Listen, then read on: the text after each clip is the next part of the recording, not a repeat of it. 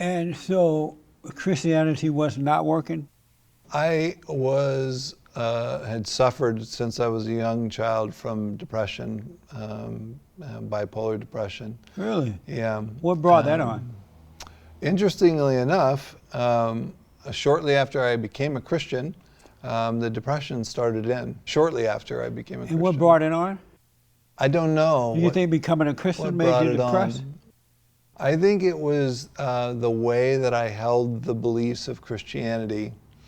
And what I mean by that is that it was something that I began to try to figure out with my mind, and it had an effect on my mind. And a lot of Christianity today is a pathway through the mind. It's a pathway through reason, through making sense, and through understanding, all of which is true, and all of which is very, very beautiful.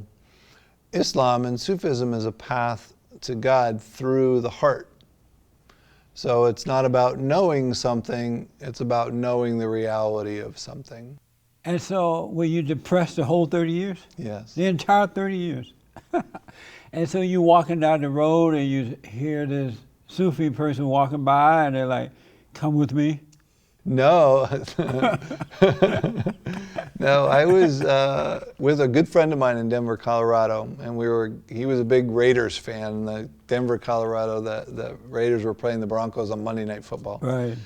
And I was walking down the street, and it just landed on me, and I looked at my friend, who's also a devout Christian, and I said, you know, brother, my heart won't do this anymore.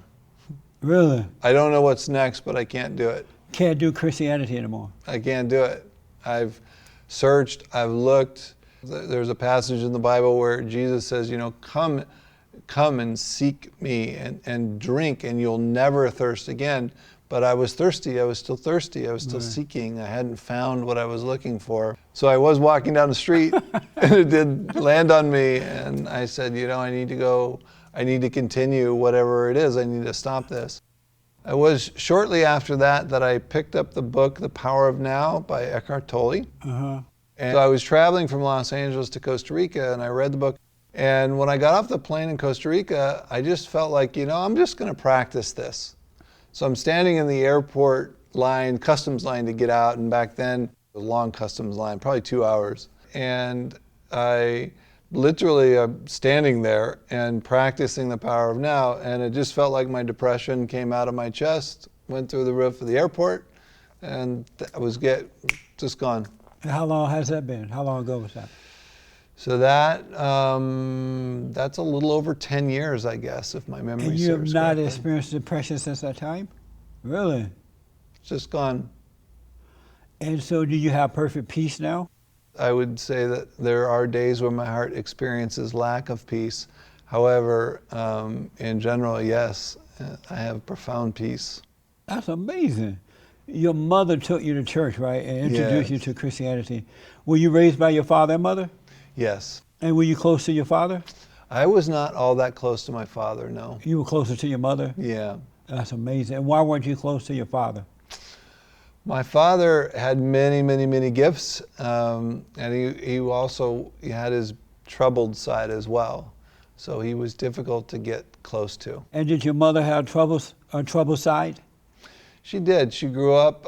She left home when she was young. She was a professional ice skater for many, many years. She had a difficult life as she found her way, and but she did the best that she can, and she was a very beautiful woman in her own right. Yeah. Why was it closer to get to your mother? She had a troubled side, but not to your father. He had a troubled side. Yeah. So with my mother, she had an experience with Jesus, and she became a Christian. And she started taking a lot of us to church and things of that nature. And I didn't have much of an opportunity to connect with him or bond with him. How do you feel about that today? Well, it was several years where that was very difficult for me.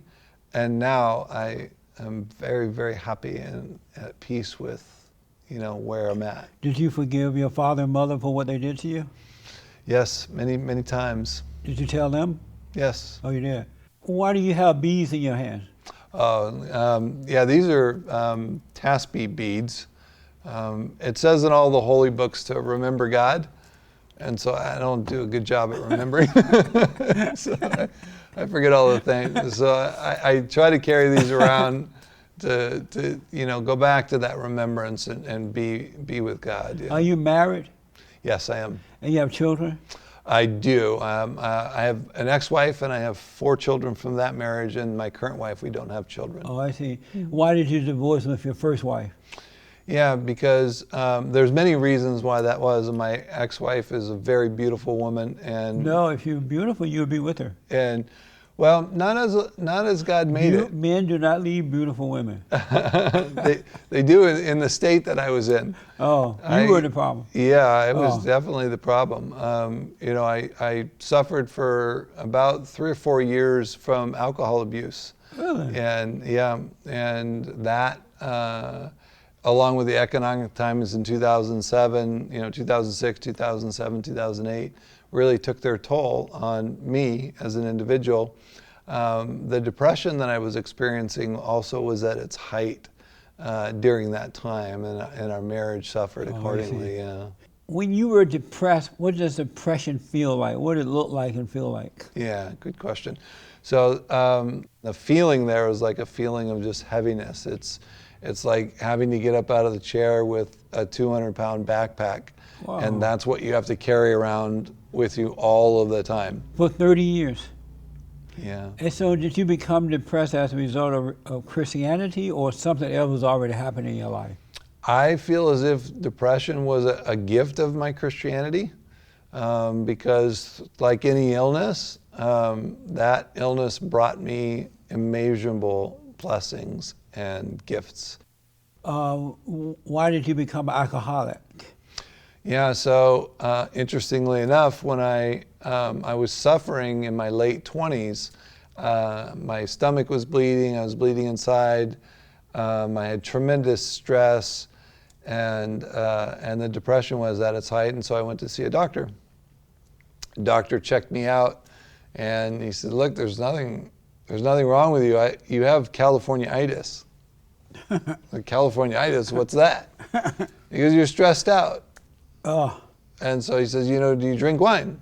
And I do said, you no. drink wine? Wine, yeah. Oh, And I okay. said, no, I don't. And he goes, try a half a glass of wine. So I went home and tried a half a glass of wine, and oh my God, I was relaxed and I was calm for the first time that I could ever remember. And Wow, so you became an alcoholic as a result of drinking one half a glass of wine, and one thing led to another. yeah, I drank everything from apple martinis and Did you go back and beat the doctor up for recommending the wine? no, I said a deep thank you.